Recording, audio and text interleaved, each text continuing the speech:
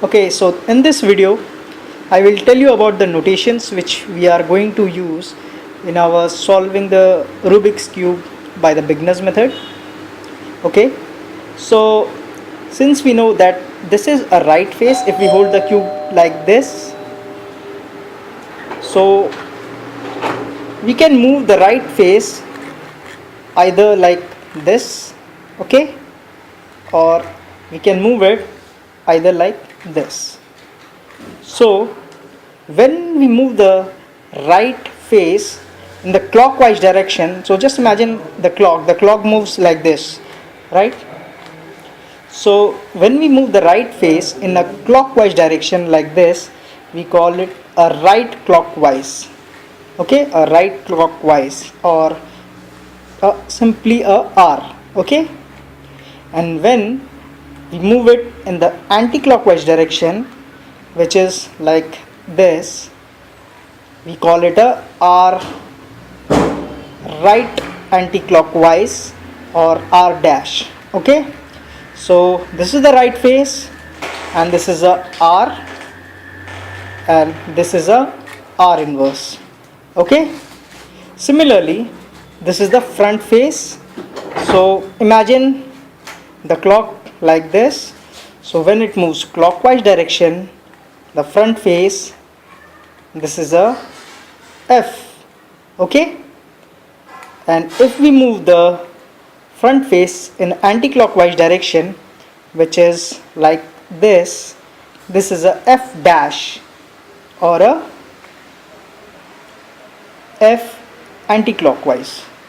Okay, similarly this is the down face, and if we imagine the clock out here, the clock moves in the clockwise direction, so if we move the bottom face in the clockwise direction, which is like this, so we can see like this is a D in a clockwise direction, or we simply call it a D.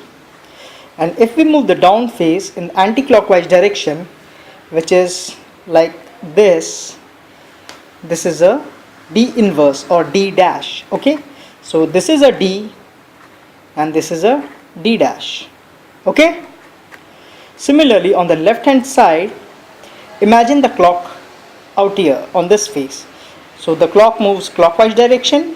So if we move the left face, imagining the clock out here, so this is a clockwise direction, so this is a L, or a left clockwise.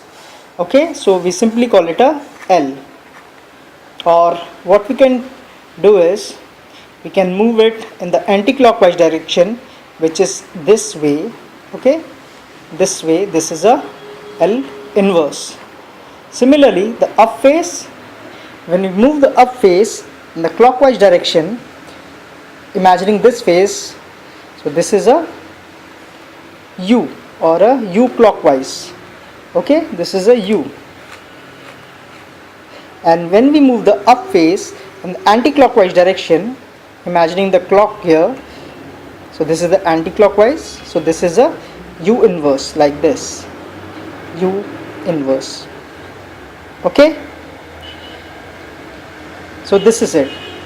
So we do have a backward, we should ignore the backward movement right now for a beginner's method, but just to complete the full aspect, if we hold it like this, the back face, okay, so this is the back face, if we move it in the clockwise direction like this is a B, backward clockwise. Okay, so this is a B, this is a B, this is a B. And when we move the backward face in an anti-clockwise direction, this is a B inverse. Okay, got it? So if we do a set of moves which is R inverse, D inverse, RD 6 times on a solved cube, and holding the cube in a particular manner, for example this, we get the cube solved again. Okay, so here I am going to show you. So this is R inverse, okay, D inverse R D. Okay, this is once. We have to do 5 more times to get the solved cube again. Okay, so we do it again. R inverse D inverse R D. Okay, we don't leave the cube and move it somewhere else, we hold it like this only.